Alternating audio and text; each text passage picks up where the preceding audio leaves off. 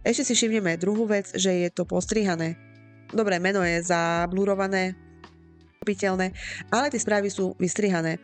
Čiže Miška proste nemala čo, ozvala sa mu nejaká vraj jeho bývala spred 6 rokov a OK.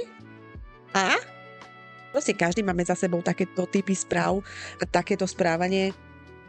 Nikoho to neospravedlňuje, ale proste Tomáš, aj toto ťa naučil detko? Alebo je to len tým, že pokiaľ ti žena nedá to, čo chceš, tak ju začneš nazývať? že tá hudba do toho je úplne fakt tak mnížska. Dobre, môžeme sa pozrieť aj na Miškine správy. Alebo seriózne môžeme vyhrábať špinu aj na ňu. Potom to tu zverejňovať.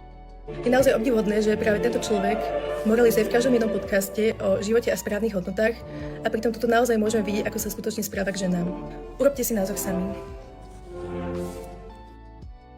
Urobili sme si názor, nikoho sa nezastávam, ale toto je niečo spred 6 rokov. Ľudia sa menia.